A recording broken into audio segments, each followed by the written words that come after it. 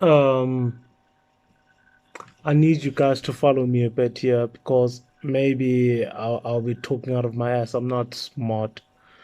I mean, I'm smart enough to like not get hit by a car and not drink detergent soap, but you know, not like a scientist. So follow me here. The lighting is terrible. I know. Just bear with me. This is a very okay. Let me.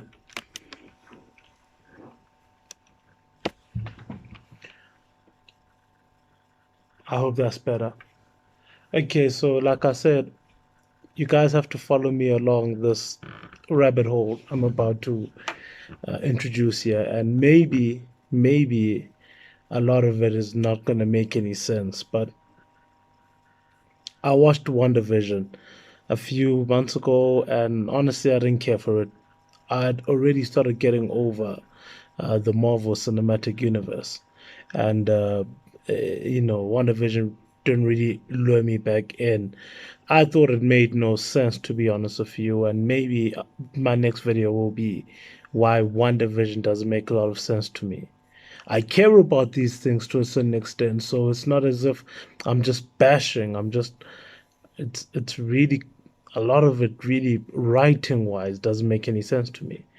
But I'm here to talk about Loki. Okay, well, when we start off the series of Loki, Loki is basically captured by an organization called the TVA, which is controlled by uh, these sentient beings called, the Time Variant Lords or whatever.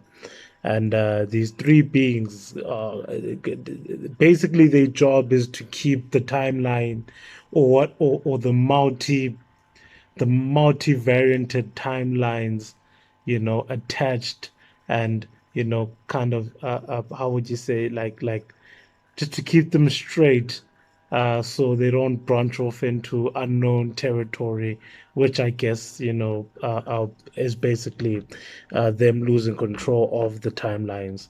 So I explained that very terribly, but I hope you guys get what I mean. That's not the important bit I want to talk about anyway. It's got something to do with the important bit, okay? But anyway, I don't really want to make this video that long. But Loki gets captured by these people. These people show Loki. Uh, since this is the Loki right after the first Avengers movie, this isn't the Loki in Thor Ragnarok. It's not, the Loki in Infinity War, the one that gets choked out by Thanos.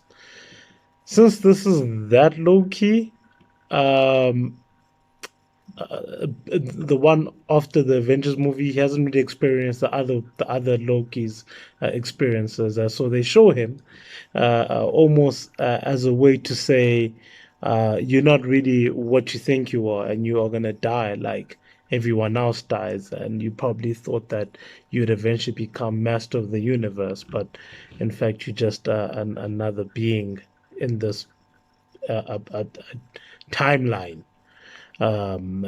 So yeah, and they really beat him up about it. Like basically, we're like, you're not significant at all. In fact, you're just a foil in a bigger story. You're not even an important foil. So I thought that was a little mean. I was like, okay, okay. I thought maybe first of all, I thought it was like bad cop thing. I'm like, okay, these guys are bad people, so they're gonna say these bad things to Loki. So we start sympathizing with Loki, right? When you introduce a worse evil, and we've also already started sympathizing with Loki thanks to Thor Ragnarok. The story might not have pointed out Thor Ragnarok and might not have shown us that version of Loki, but we've seen it in Thor. So it's like if if you've never watched it, right? First of all, if you've never watched any of the Marvel movies, really, then you don't know what Thor is, good or bad. You probably just assume he's bad, but there's a lot of there's a lot of uh, uh, um, villains who are like anti-heroes anyway. So, but if you have watched the Marvel movies, uh, Loki is rehabilitated to a certain extent. So this guy basically shows Loki all this stuff, and then Loki starts questioning where exactly he is. And, apparently, Loki is in a place called TVA, like I said, and this place basically monitors the timelines. And he's told that there's a variant of his which is kind of going rogue and is doing, a lot of crazy stuff, within the multiverses. So they kind of recruit Loki to go find this variant, kind of saying, well, this person thinks the way you think. So, at a certain point, they show the Infinity Stones and they're like just rocks.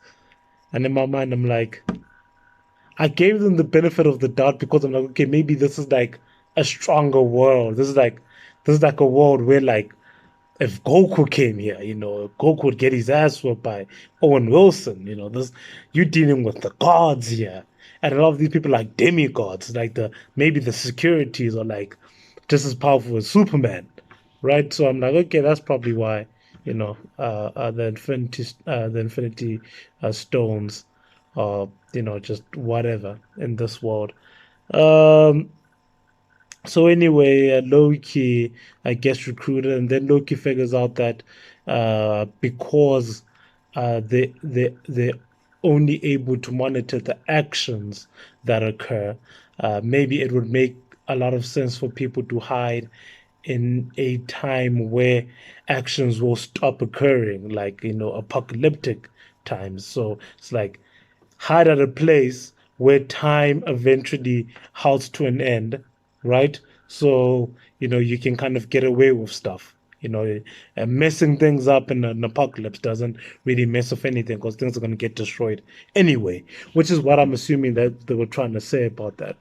So yeah, he figures this out. Decent idea. So far, I'm like, okay, okay, this is different, but okay. Um, so Loki basically starts just traveling to these apocalyptic timelines or apocalyptic moments, and he's at Pompeii. Um, he goes to a planet that's about to get destroyed, and in this traveling, he actually encounters this rogue Loki, which ended up being a female version of him. Doesn't say she is, but I'm assuming that's because of her history. Maybe she because she didn't grow up as King or Prince Loki, she doesn't care about titles or whatever. So she's like, just call me Sylvie.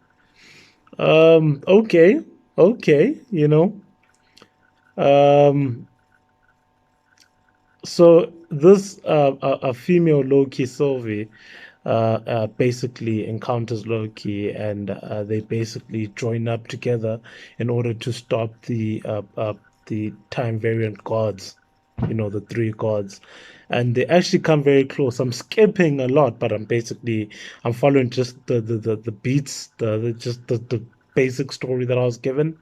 They eventually get to the time gods, and they find out that they just like robots or something like that, right? I'm still in this. I'm still like, okay, okay, continue, continue. Um, so anyway, that happens, and Loki then gets okay. I have to go back. This TVA, they've got a thing they do where they kind of like zap you out of existence. Or that's what I thought it was. I don't remember the. Geez, I just watched it. What do they call you? Okay, I'm just gonna say vaporize. I don't remember the name. They've got a name for it. Zap. I don't know. Blip. Blip. I think it's blip. They blip you out of existence. Um, oh, is blip what Thanos? They just zap you out of existence. So anyway, after Loki gets zapped out of existence, which is what I'm assuming happened, he's getting zapped out of existence. When they meet these time things, the cops come and they just zap him, right? I just have to say this just as a side thing, because this doesn't have anything to do with my main critique. Loki is kind of having a relationship vibe at this point with the female version of Loki.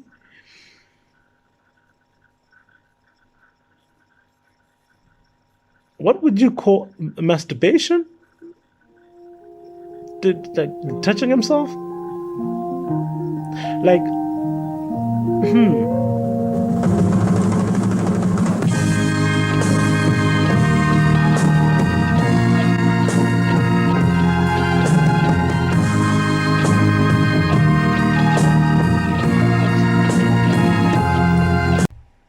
So at this point, Loki zapped out of existence, or what I thought was out of existence. We find out that it doesn't zap you out of existence. It like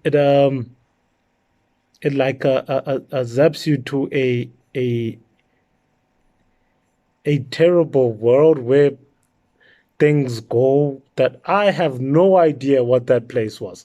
I'm not, and we are now beginning to get to my issues, but I've got a bigger issue that maybe it will make no sense. Maybe a lot of people, haven't, really cared about what I'm about to say, and people seem to love it. So maybe I'll be talking out of my ass. But anyway, he gets to this like new world where there's a bunch of Lokis. There's even like a crocodile Loki. There's an old version of his. There's a black version of him, and like it's like it's one of those things. Like you watch a show.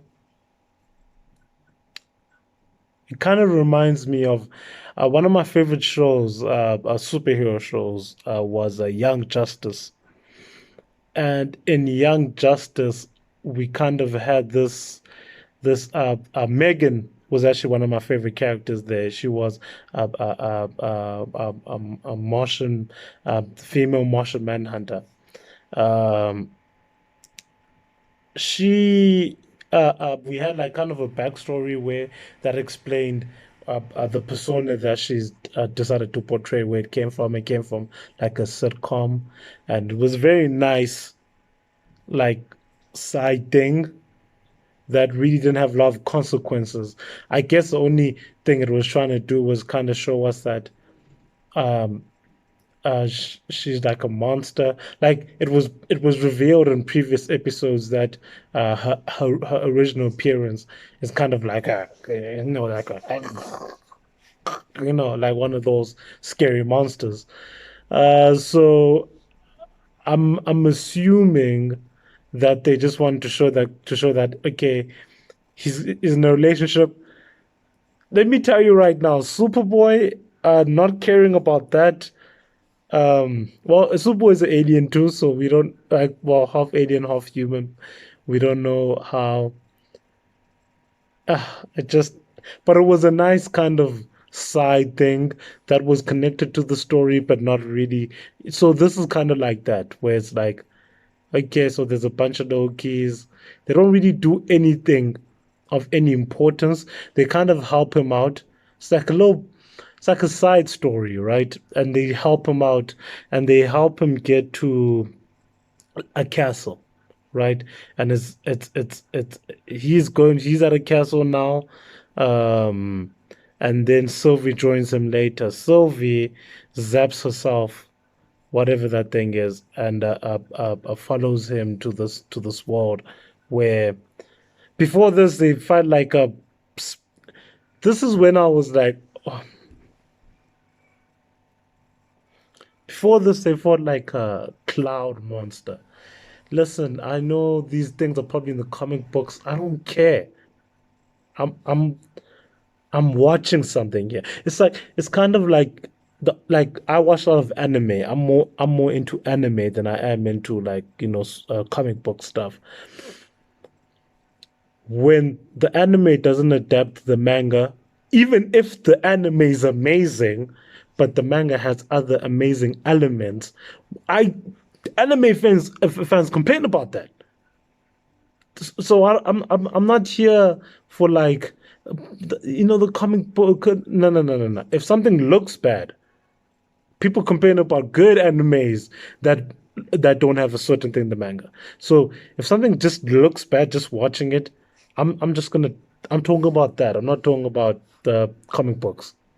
So the Cloud Monster, like the one from Fantastic Four, uh, Pod Silver Surfer, was a Fantastic Four Silver Surfer when that cloud thing? I think it was, but no, no, no, no, no. Was it the Hulk? I think it could have been the Hulk. There was a cloud thing. No, wait. Cloud monster. Green Lantern? I think Green Lantern also had a cloud monster or something like that. But anyway, another cloud monster appeared. And they fight the cloud monster, and the old Loki summons up Asgard, and it's cool, it's fine. At this point I'm like, you have to be really good. Now, what I was expecting after this was kind of a talky episode. And the next episode, which is the last episode, it did have that. And I expected that. So it wasn't like bad to me or bad idea, because I expected, because this is a very strong concept, and they haven't done, like, it's kind of like the Matrix, where it's this amazing concept, but the Matrix does this beautiful thing where it doesn't really have to explain. It explains it visually, like when Morpheus is explaining the Matrix, right? And it just has, it's like a good 5 minutes, but it's nice because it's him recruiting Neo. So it makes sense with the movie visually. It makes sense that we explain the world while he's recruiting Neo, and Neo is basically us. Okay. Then they started talking, they explained the whole thing. Basically, the guy that was sitting there is basically like the guy that is the keeper of time. I think he calls himself the original one or something like that. I've heard on the internet that he's called Kang. Kang. So I don't know Kang. I don't know much about MCU comic book. You just have to be in the movie. Then I'll get to know you there. Um, but anyway, this Kang guy's like, listen, I've been taking care of time, and I know there's a lot of bad stuff I've done. I know I'm controlling everything, but this is the only way things can just stay as they are. But he mentions that he's tired, but he's tired though, and he'd like someone else to take care of time. And first of all, they're playing very loosely with time here, and that connects to one of my biggest issues here. Okay, so he's kind of like, yeah, man, I'm just the god of time. So he basically explains that this one time I figured out, how to control time or something like that.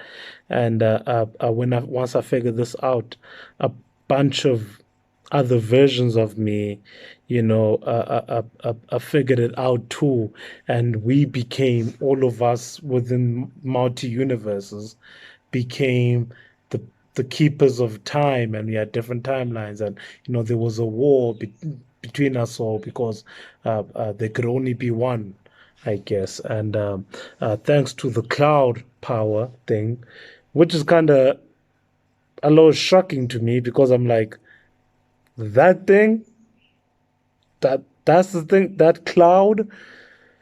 Okay, okay, okay. I don't know. I feel like Hulk could have a conversation with that cloud. I'm just gonna put it that way. I don't think that cloud's up there. But anyway, um, because of that cloud thing, he was able to kind of, put things in order, and then control the timeline himself in that place he's at. That place that is like the center of all time or whatever. So anyway, he says to Loki and Sylvie that, listen, I brought you guys here, I wanted to bring at least two versions of one person, so there could be a decision made on what to do for. Because I'm tired. Y'all just deal with this. This is your issue now. Found that weird, but okay. I'm still hanging. I'm still there. So at this point, one Loki's like, okay, this kind of feels real because we've been fighting space monsters and there was a TVA place that did this and that.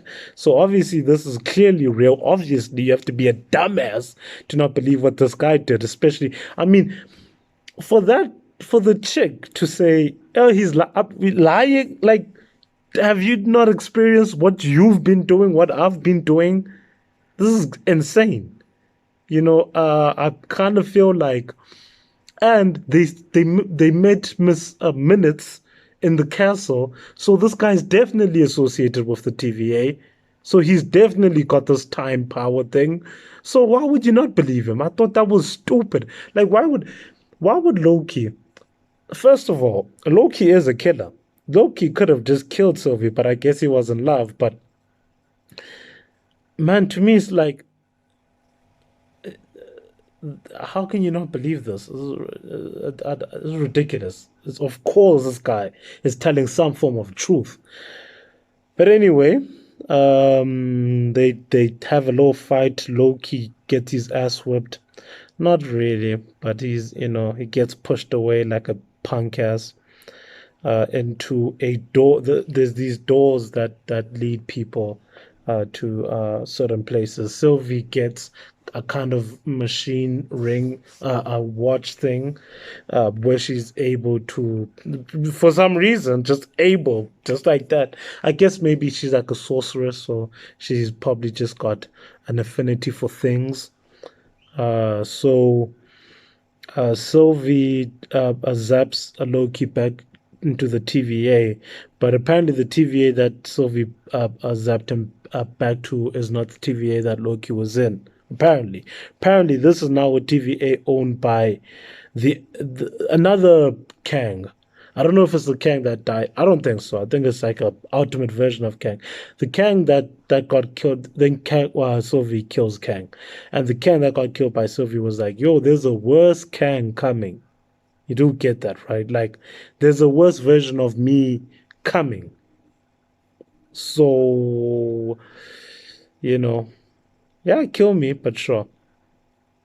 Um, so then at this point,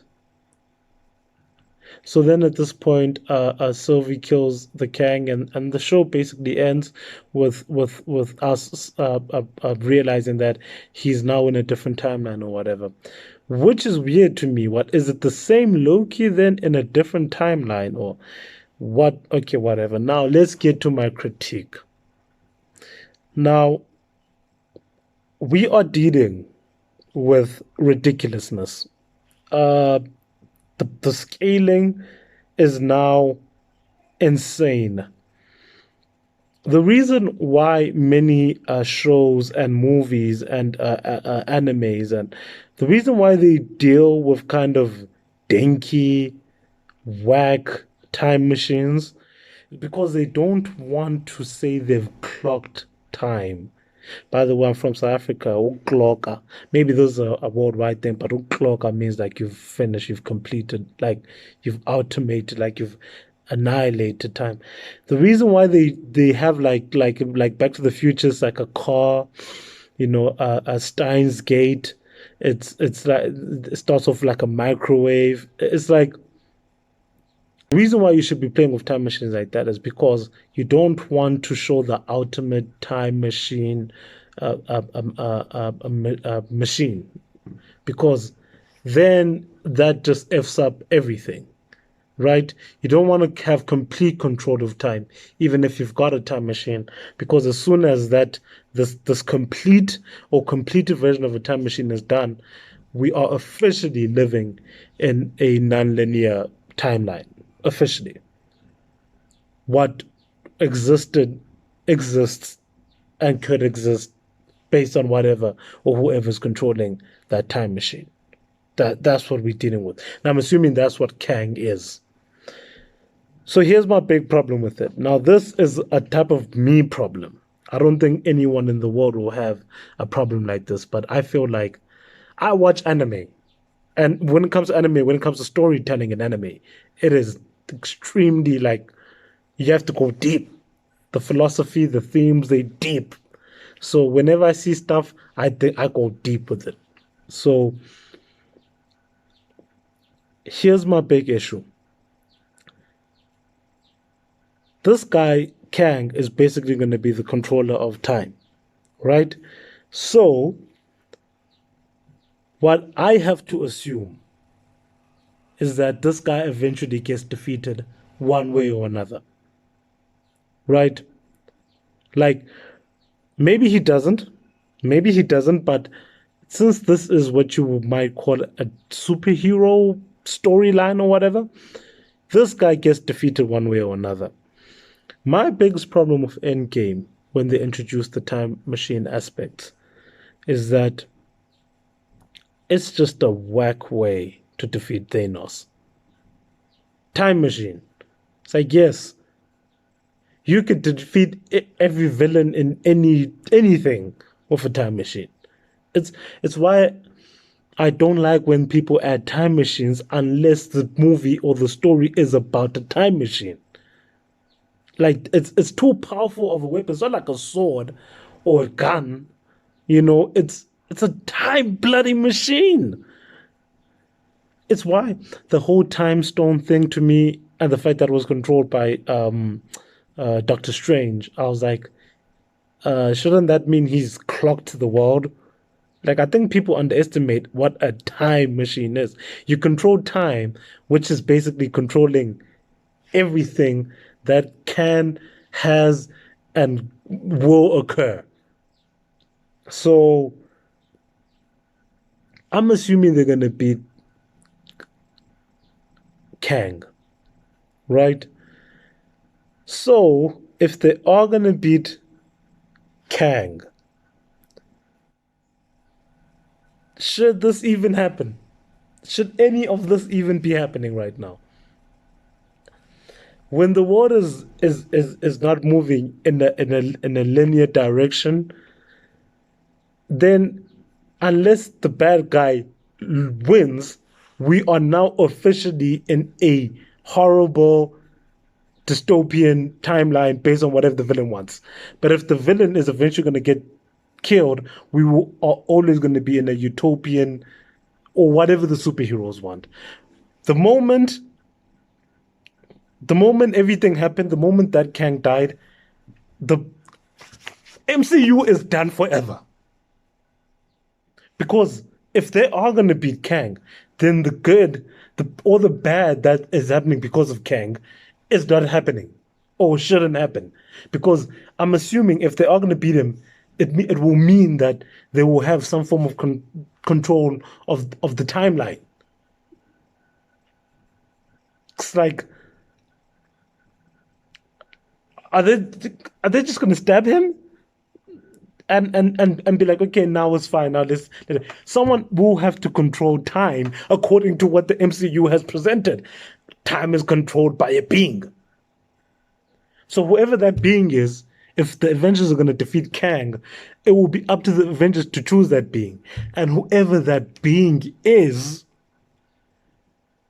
will have control of time before and after. So officially, the MCU world should already be ran by the person that the Avengers recruit to control time. I find that so, like, maybe I'm wrong. Maybe I'm wrong. But to me, that is so obvious. That's why this makes no sense to me. It's why introducing something like a time god or Jesus is stupid. Unless this person is outside of the story and exists.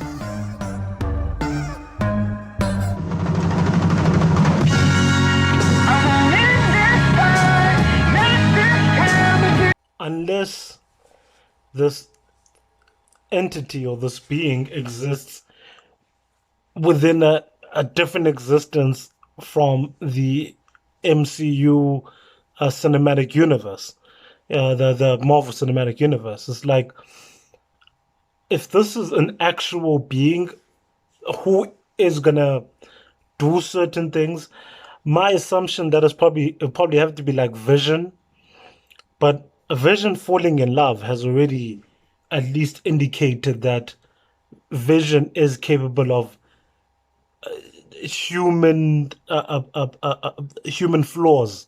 So it probably have to be one of the Avengers or some.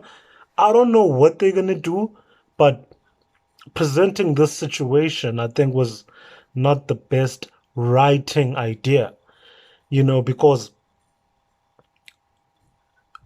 the Kang, the one that was like that Kang, um, he's been having at least a level of control on the world, right?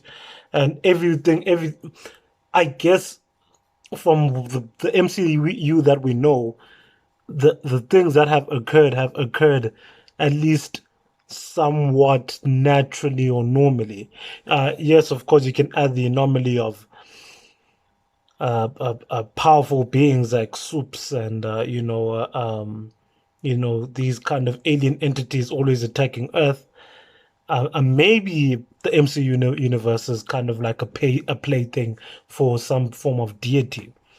But so far, it hasn't seemed like anything has happened that is beyond the realms of possibility within the within the world of superhero movie or superhero story. So now we're getting into cuckoo world where it's like if you can control or if you have if you created an entity that controls time, beyond measure, then it's like we should already be in a linear state. The moment when at the end of the episode, when he realized that he was existing in a timeline that he doesn't recognize, should have been the moment where everything is done. So maybe what they are gonna say is Kang has destroyed the Avengers, and but how do they defeat him? Maybe female Loki, because she has the thingamabobs, they will have to fight Kang using that. But I don't think this has been spoken about. After I watched it, I kind of binged it as quick as I could. It's not that long. It's about 6 episodes, and each of them are like 40 minutes, 45. So I had time to kind of watch a few videos, and no one has actually addressed the fact that whoever has won the war against Kang is the god of time. Now, my assumption is that it's an Avenger, or it's a character in the Avengers, or the Avengers have something to do with whoever it is. So I don't know, man. Maybe my criticism will be it will be addressed, but I honestly, to me, it was like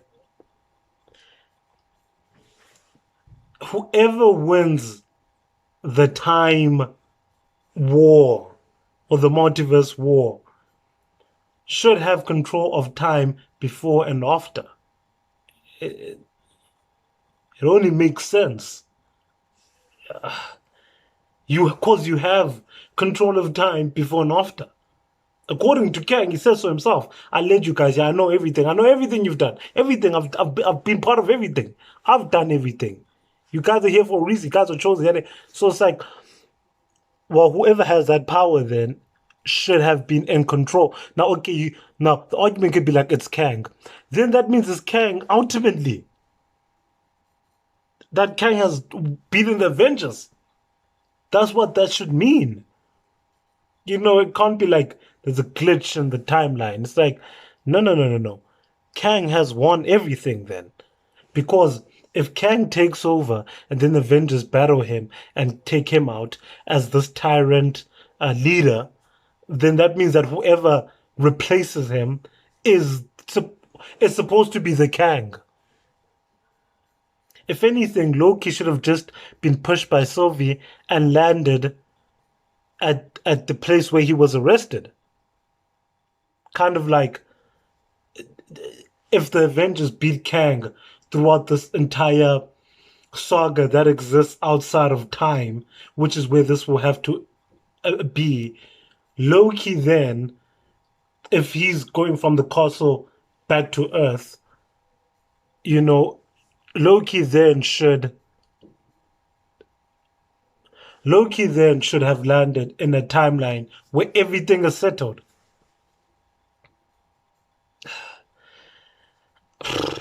Maybe I'm not making any sense. Maybe I'm not making any sense. Anyway, that is my analysis. I'm gonna do this for One Division too because in One Division there's an issue that is like this that I kind of was like, it's not this big, but it's like this where I'm like, what's going on with these writers?